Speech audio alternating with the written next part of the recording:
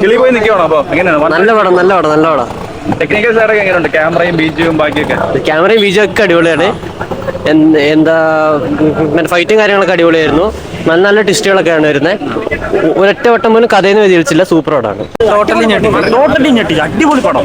ആസിഫ് അലിയും ബാലമുരളിന്റെ ഒക്കെ വണ്ടർ അടിച്ചോ പടം കണ്ട്? പിന്നെ ഒന്നും പ്രതീക്ഷിക്കാൻ പറ്റത്തില്ല. അറിയാലോ, ജിത്തു ജോസഫിന്റെ ഒരു കഴിവ് അറിയാലോ. അതിനെക്കാട്ടിലും മുകളിൽ ൂമനെക്കാട്ടും ഞെട്ടിച്ച പടം.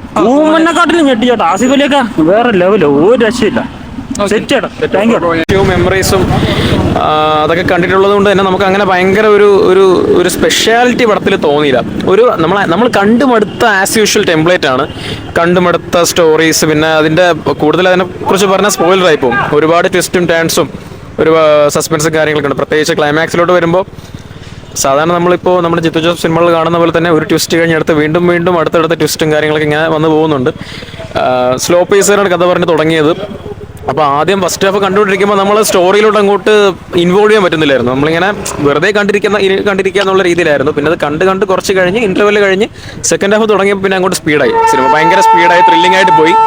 പക്ഷേ ഒരു പ്രശ്നം എന്ന് വെച്ചാൽ ഞാൻ പറഞ്ഞില്ല നേരത്തെ പോലെ തന്നെ നമുക്ക് ഈ എന്താ പറയുക, നമുക്ക് പ്രഡിക്റ്റ് ചെയ്യാൻ പറ്റുന്നുണ്ടായിരുന്നു പല കാര്യങ്ങളും. നമ്മൾ കണ്ടുമടുത്ത കാര്യങ്ങളാണ്. അതായത് ആ സ്റ്റോറി ആണെങ്കിലും അല്ലെങ്കിലുള്ള റിവെഞ്ചിനുള്ള റീസൺസ് ആണെങ്കിൽ പോലും പല കാരണങ്ങളാണെങ്കിൽ പോലും നമ്മൾ കണ്ടുമടുത്ത ടെംപ്ലേറ്റ് ആണ്.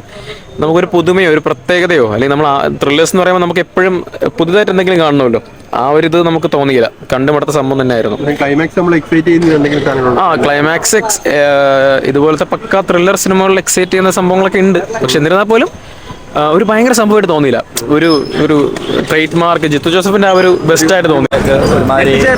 അങ്ങനെ ഞെട്ടിച്ചൊന്നുമില്ല. അങ്ങനെ വേറെ മുഷിപ്പില്ലാതെ കണ്ടോണ്ടിരിക്കാം. വേറെ കുഴപ്പമൊന്നുമില്ല. ഫൈറ്റ് ഒന്നും അത്ര ഉണ്ട്. ഫൈറ്റ് ഉണ്ട്, ഒരു പാട്ടുണ്ട്, അത്ര പോരാ. എന്നാലും അപർണ ബാലമുരളി ജോഡി വീണ്ടും